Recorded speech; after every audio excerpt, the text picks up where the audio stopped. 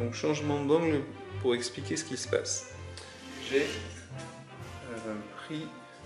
Donc, je suis tombé en explorant avec Lady Rocket sur cette tuile. Sur cette tuile là qui nous indiquait que je devais placer ce Pharaoh's Barbier et la couronne du pharaon, sachant que la première est un niveau 2, la première est un niveau, et la deuxième est un niveau 1. Que cette tuile là est adjacente à la Pharaoh's Barbier et que la Pharaoh's Barbier elle est adjacente donc à celle-là, Pharaoh's Way, mais également à celle qui est de niveau 1. Ça veut dire quoi? Ça veut dire que je vais placer cette tuile-là, la couronne du pharaon, sur mon niveau 1. Donc je vais la placer à un endroit qui m'intéresse. Et ce qui voudrait dire qu'en dépensant un mouvement, je me déplace entre les tuiles qui sont adjacentes, quel que soit le niveau où elles se trouvent. Enfin, où je les ai placées en respectant ce qui est indiqué au dos de la carte. Et donc j'ai décidé que la couronne du pharaon allait être placée ici. Donc ça, ici j'ai pas de connexion, c'est le niveau 1 et le niveau 2. Mais ça veut dire que je peux passer d'ici à ici avec un mouvement. Donc je peux remonter au niveau 1 par ici aussi. Et pas forcément reprendre l'escalier. Alors j'aurais pu le faire ailleurs, mais ici ça me paraissait bien quand même. Et je vais placer également celle de niveau 2 dans mon niveau 2, sachant qu'elle pourra se raccorder avec cette tuile là. Et donc je vais la placer ici, juste à côté, je vais le faire voir après sur la vidéo, juste à côté de la pièce où se trouve Christopher. Donc je vais replacer ici. Donc si je résume, celle-là se connecte avec celle-là et avec celle-là. Donc cette tuile-là se connecte avec celle-là et avec celle au niveau 1. Je peux donc passer d'ici jusqu'au niveau 1 par cette tuile-là.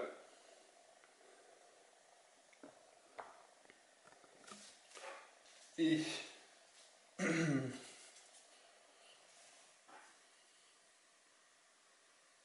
c'est tout. Voilà pour le placement de la tuile suite à mon exploration. Donc ça arrive parfois. Et pour un rappel, mon téléporteur que j'ai trouvé tout à l'heure me permettrait de me rendre directement sur la tuile de niveau 3.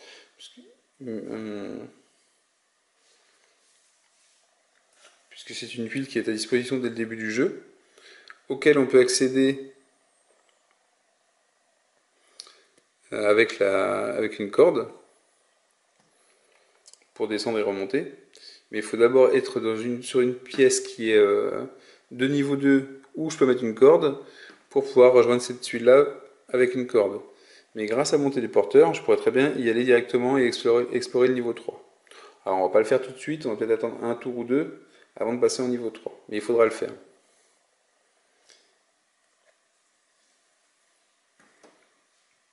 Donc ça, c'était la troisième action de Lady Rocket.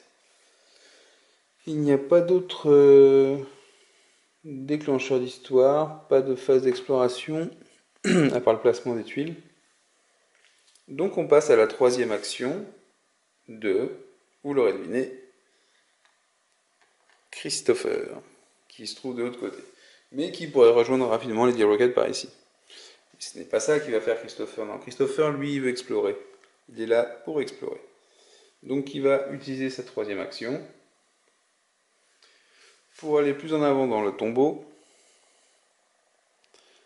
1, 2, une tuile de niveau 3, je m'en moque. Donc j'ai remélangé les tuiles en faisant la recherche. Une tuile de niveau 2, c'est bon. Chut là. Et c'est une tuile rouge. Ouh, une tuile rouge.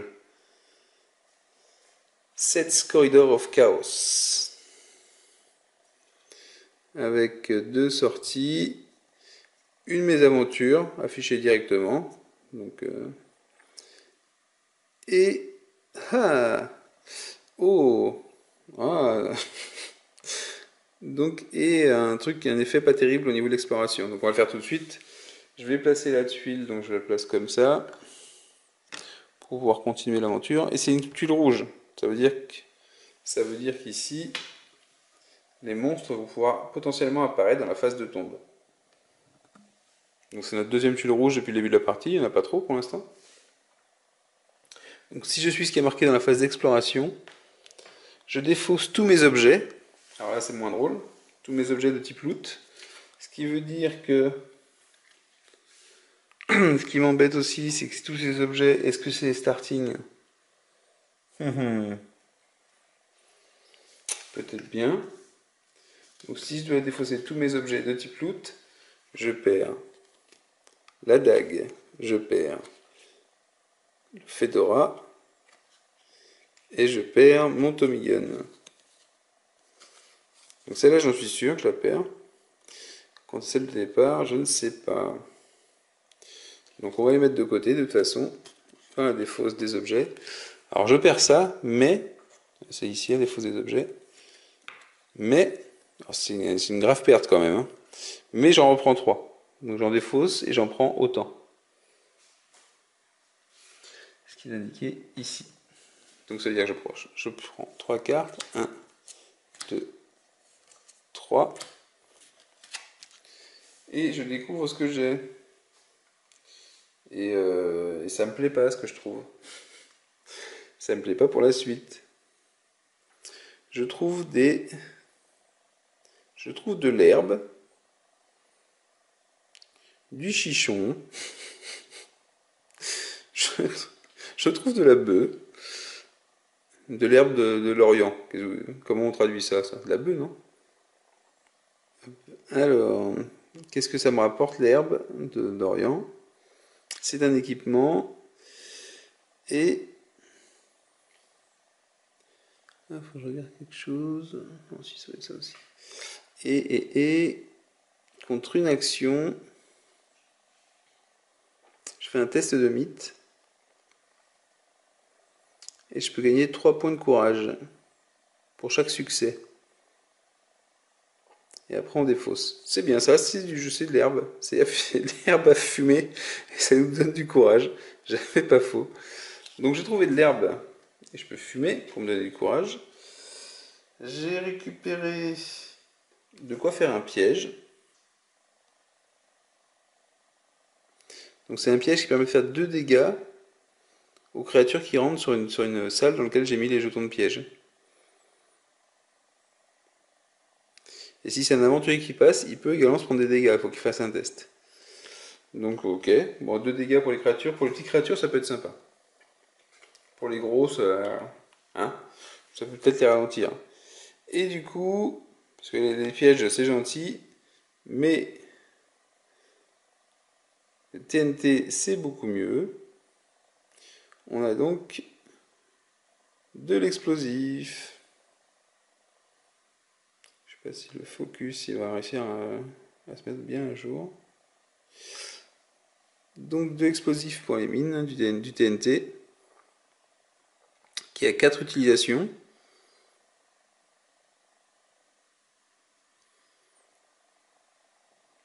Par contre, ce qui est pas mal,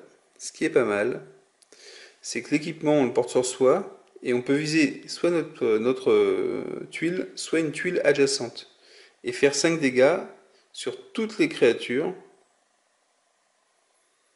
qui se trouvent dans la pièce en ignorant l'armure. Donc ça c'est quand même pas mal. Alors c'est de l'équipement, ça veut dire que c'est pas, je peux pas l'utiliser en combat, et ce qui fait que je me retrouve avec mon gars Christopher qui n'en veut mais qui n'a plus d'armes. Puisque j'ai dû me défausser de mes armes de départ et des avantages que j'avais avec. Donc j'ai un avis mitigé sur l'avantage de cette tuile. Je joue aussi une mésaventures. Mésaventures suivantes de Christopher Saint-Georges, que j'ai appelé Saint-James, je crois, dans la vidéo à un moment. Je prends du dessous du paquet. Bon, j'ai un gros tas de... Ça, c'est un truc qui est sympa dans le jeu. J'ai un gros tas de cartes aventures, mes aventures. Je pense que pour retomber dessus plusieurs fois, faut y jouer quand même relativement souvent. Mes aventures. Donc, je vais me cacher la partie que je ne dois pas voir. Et je vais vous lire ce gentil petit texte de mes aventures. Il y a une sorte de slim rampant et aux airs de mucus dans toute la pièce. On a du mal à respirer. Et donc c'est rempli d'humidité, c'est gluant. On sent que ça nous colle dessus, ça nous presse.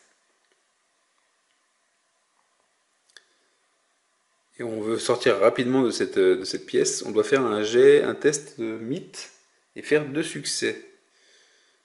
Et, euh, et Christopher, il a 2 dés, puisqu'il a 2 en mythe.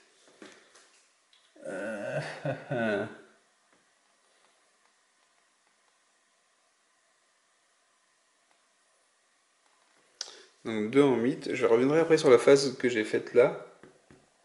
Pour les objets, je vais peut-être pouvoir m'arranger pour trouver une arme. Grâce à une des compétences de Christopher. Alors d'abord, je vais faire les deux. Je vais faire mon test de mythe. Donc j'ai 2 dés. Il faut faire 2 succès. Bah, soyons fous. Allez, fais-moi un bon jet. Un 4 et un 1, c'est pas bon. Est-ce que je dépense un point d'audace? Qu'est-ce qui va m'arriver dans la tête? Je vais pas dépenser d'audace. Je le garderai pour un combat éventuel. Donc ça veut dire que je rate ma mésaventure. Et quand on rate une mésaventure, que se passe-t-il? Notre pensée se remplit d'une vision d'un insecte géant, ressemblant un peu à un crabe, avec des ailes de chauve-souris. On n'a jamais vu rien d'aussi dégueulasse.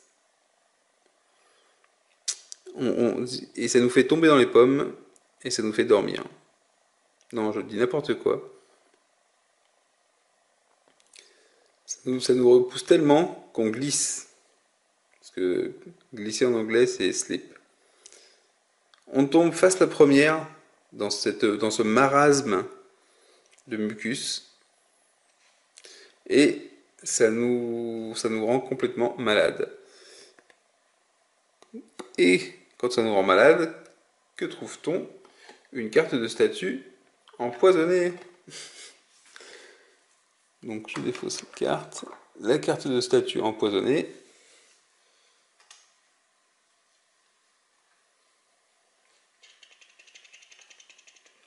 Poisoned. Physical négative. Donc la carte empoisonnée, c'est très simple. C'est que pendant la phase d'upkeep, je sais pas si on va le voir. Pendant la phase d'upkeep, on perd 2 points de vie. Et pendant cette même phase, on se débarrassera du poison sur un 1. Ou alors on ira voir le Soulmonger, et je pense que j'irai peut-être faire ça. J'ai assez de points pour retirer ce poison. J'irai peut-être voir le Soulmonger grâce au téléporteur, justement. Donc c'était le tour de Christopher, un tour riche en événements. Donc je voulais revenir sur les objets que j'ai tirés, parce que potentiellement, grâce à ma capacité spéciale Made in Christopher Saint-Georges, qui est celle-là, qu'on voit pas forcément à la caméra, mais cette capacité nous dit que le brave Christopher, à chaque fois qu'il doit tirer un objet, je peux regarder les 3 premières cartes, et s'il y a un objet de type gun, je peux le prendre à la place de la première carte. Ce qui veut dire que potentiellement, quand je tire la première carte qui était de l'herbe,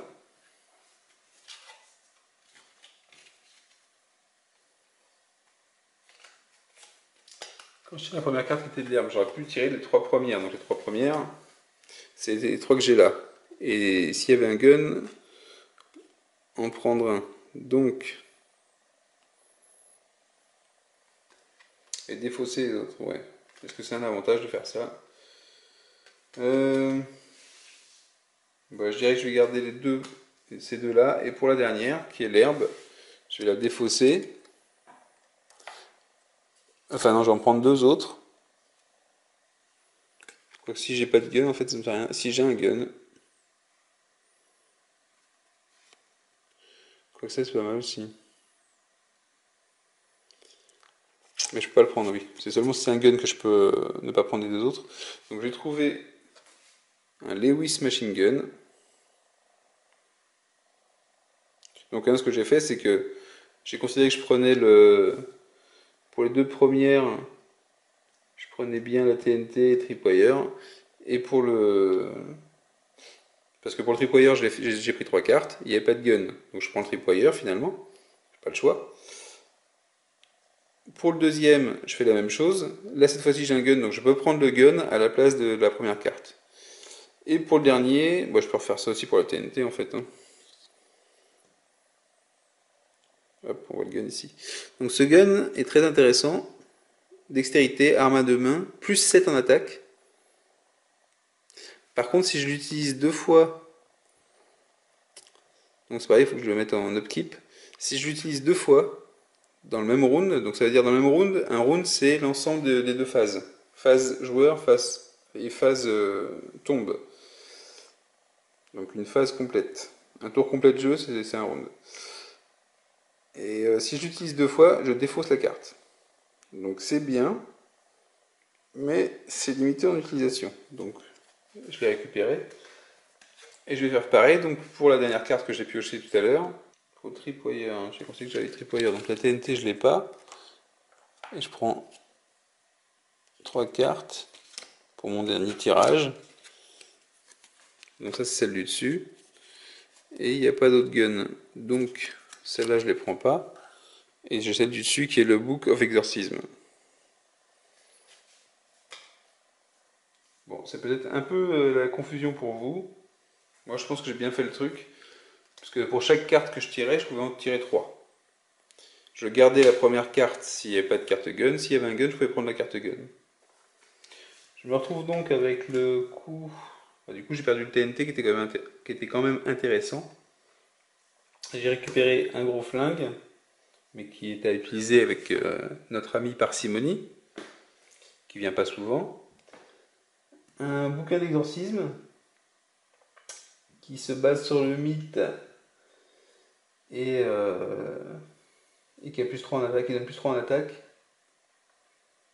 Et par contre, tous les dégâts chaque succès fait 2 dégâts aux morts vivants et aux créatures démoniaques.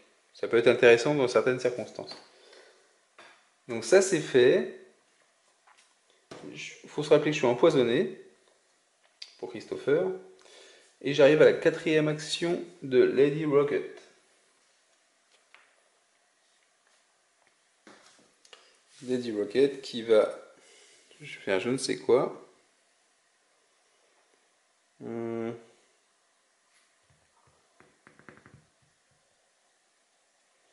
Qui va aller 1, 2, 3, explorer ici. Ou 1, 2, 3, explorer ici. Ou ici. Qu'est-ce qui est le mieux? J'en sais rien, c'est pareil de toute façon.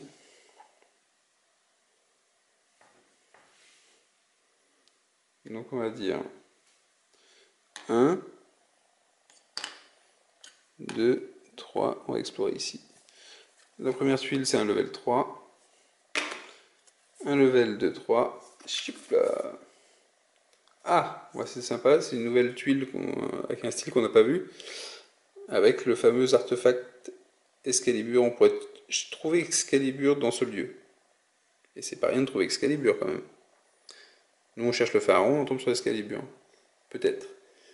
Alors, une marque que j'aime pas trop, mais vu que c'est Lady Rocket, c'est pas très grave. C'est la marque de la malédiction de la momie. Mais nous, on est déjà maudits. Même pas peur.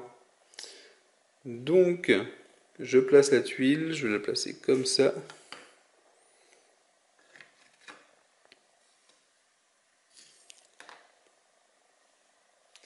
Donc, évidemment, ça s'appelle l'épée dans le roc, enfin l'épée dans la pierre.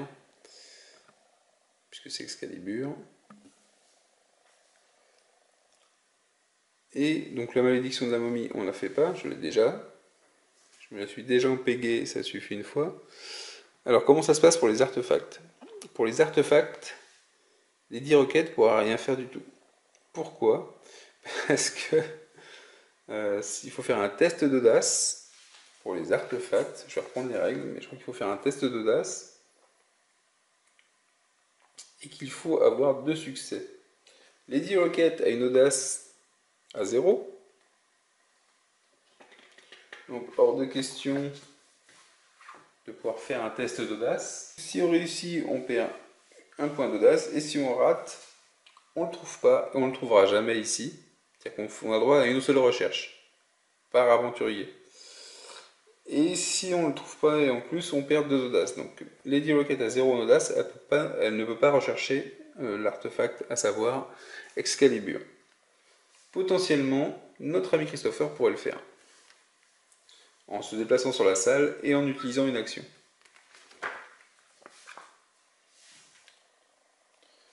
Donc voilà, au cours du jeu, on peut rencontrer d'autres artefacts légendaires comme Excalibur et moult autres artefacts connus, enfin ou pièces connues ou armes connues.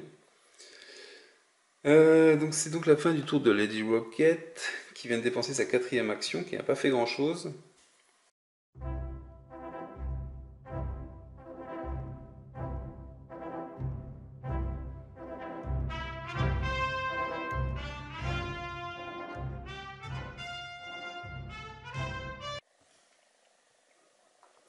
Donc cette tuile comporte 4 pièges, et chaque aventurier entrant sur une tuile piégée récupère un champ de piège, et on effectue le test qui est ici. Donc ici, ça nous indique qu'on fait un test de mouvement, qu'il faut avoir 2 succès. Si on rate, on perd -2 en courage et -3 en vie. Et ce serait gênant, -2 en courage. Ce serait gênant. Donc, le test sur le mouvement, Christopher il a 4. On va donc lancer 4 dés. Il faut faire 2 succès. Et là, j'ai peut-être dépensé un point d'audace. Un petit point d'audace pour faire un succès sur 4, 5, 6 au lieu de faire sur 5, 6. Ou je relance les 4 dés, non. Ouais. Je vais lancer mes dés. Si je rate, je dépenserai un point d'audace pour les relancer. Donc, bah c'est bon. J'ai un 5, un 6 et 2 x 2. Hop. Hop. Donc j'ai 2 succès. Donc je ne rate pas le test. Et je me sors du piège existant. Donc ça c'était la 4e action de Christopher. Il reste 2 actions pour chacun de nos aventuriers. Lady Rocket, alors ce qu'il y a c'est que Lady Rocket, elle a... Il y a quelque chose d'intéressant. Ici, Lady Rocket elle est sur une phase où elle doit chercher dans la colonne rouge, si elle fait une recherche dans une pièce, si elle fouille la pièce. Donc on voit que le rouge là, c'est pas bon du tout. On spawn un ennemi élite, on spawn 2 normaux, ou alors une mésaventure et un spawn normal, une mésaventure, ou alors un loot, plus un spawn normal, ou alors un artefact. Sachant que Lady Rocket, elle a -1 à tous les checks. Mais qu'elle a +1 pour les checks de recherche, et qu'en plus elle a un reroll une fois par tour. Et qu'après il y a Odin qui l'aide, qui permet d'avoir un +2 en recherche. Est-ce que ça vaut pas le coup d'essayer de trouver un artefact sympathique? Ou alors on attend le tour suivant pour faire du vert et être sûr d'avoir du loot.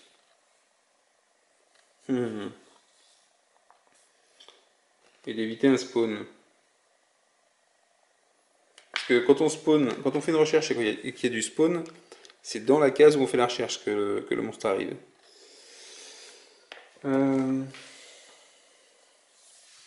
Déjà, je sais pas si c'est vraiment une bonne idée d'aller ici pour les 10 roquettes. Bon, 4 en mouvement aussi, donc elle peut peut-être potentiellement réussir le test. C'est peut-être pas très grave à passer.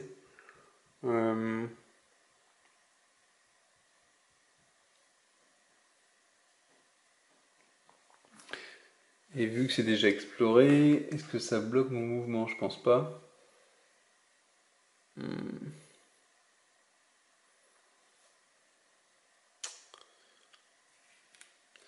Eh bien, je vais voir ça. C'est donc à Lady Rocket de jouer. Il lui reste 2 actions. Donc elle a plus 2 en recherche. Plus 2 en recherche. Et on garde son indicateur est sur le rouge. Donc sur la colonne rouge, avec un plus 2 en recherche. Et en plus elle a droit à un reroll une fois par tour. Donc on va pouvoir le faire là si on a besoin. J'obtiens un 4. Un 4 plus le 2, ça fait 6. Et 6, ça me donne un artefact. Donc je pivote la recherche, ça revient sur le vert, et je prends une carte artefact. Et nous avons obtenu le casque de percée. Donc c'est un type armure. Oh, c'est pas mal. Ça nous permet de passer automatiquement tout ce qui est évasion et vol. Enfin, peut-être pas. Les créatures n'iront jamais vers moi, se déplaceront jamais vers moi. Et ne me combattront pas non plus. Ça c'est pas mal, ça repousse les créatures visiblement. Dommage Christopher qui va tous prendre dans la tête. Mais ça veut dire que ça nous épargne aussi d'être combattus pendant la phase de tombe, mais c'est pas mal avec elle. Surtout avec sa malédiction en cours.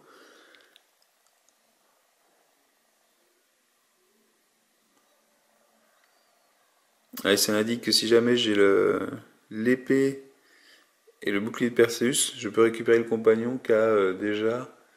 je crois que c'est... je crois que c'est Christopher qui a l'avatar de Persée. Et ben c'est pas mal comme artefact ça déjà. C'est au tour de Christopher Saint James, Christopher Saint George de jouer pour sa 5e action. Et pour sa 5e action, Christopher, qu'est-ce qu'il va faire? Bah lui Christopher il est comme ça, il explore. Hein. Il continue son exploration. Level de 3, c'est jouable. Donc ce qu'on fait en ce moment c'est qu'on recherche. On sait que le pharaon aux yeux bleus va se réveiller au 6e tour seulement, enfin quand la roquette sera sur la roquette. Quand la comète sera sur 6. Mais en attendant, il faut qu'on trouve les différents artefacts qui ont été mis de côté au départ. À savoir qu'on sait qu'il y a également un scarabée en rubis et l'autre je ne sais pas ce que ça veut dire. Et un truc qui appartient à Anubis. Et ces objets nous permettront de combattre plus facilement le pharaon quand il se réveillera. Donc c'est ce qu'on recherche, on ne fait pas que de l'exploration en attendant que ça arrive, on recherche aussi des objets et on cherche à s'équiper un peu mieux. Christopher par exemple il est un peu moins bien équipé qu'il y a quelques tours, parce qu'il a perdu ses objets. Donc voilà. C'est aussi le scénario d'initiation, donc il y a moins de choses qui se passent dans ce scénario que dans les autres peut-être. Donc cette fameuse tuile. Ouh. Le Styx. Ah bah du coup, nous voilà avec un petit symbole qui va faire progresser l'histoire. Il n'y a pas d'autres effets sur la tuile, donc c'est un petit carrefour. Je vais le placer ici. Ce sera peut-être plus sympa pour développer le jeu après. Bon, il y a une position dans tous les sens, donc je vais le mettre comme les autres tuiles. Comme ça. Donc Christopher est là. Alors, faut pas oublier que dans la prochaine phase, il y aura sûrement... Enfin, on ne sait pas. Mais peut-être qu'au niveau 2, on pourra voir apparaître des monstres ici. Ah, mais d'ailleurs, la phase sur laquelle je suis aussi. La tuile sur laquelle je suis va sûrement plopper du monstre aussi. Oh, oh, oh. Peut-être, peut-être qu'il va y avoir un peu plus de combat dans très peu de temps. Donc, nous avons le symbole avec 3. Donc 2 ou 3 secondes time, donc c'est la deuxième fois qu'on trouve un symbole de type 2 ou 3. C'est le passage du scarabée en rubis. Je vais vous le lire. Hop, ce passage-là. On sent un grand pouvoir ici. Ce doit être le prochain talisman. Après avoir cherché un moment, on remarque une grosse lumière rouge qui émane d'une gemme sertie dans une statue de Khépri, le dieu des scarabées. C'est le scarabée de rubis. Au même moment où on l'enlève de la statue, la pierre prend vie. Et des nuées, des essaims, des nuées de scarabées tombent, dégoulinent des trous, du trou dans lequel se trouvait la gemme. Ça nous rappelle un petit passage de la momie.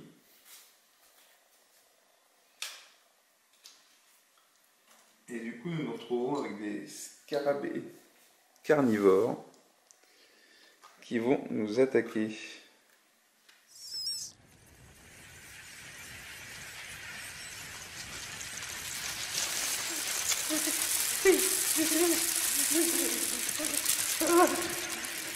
Suspect! Suspect!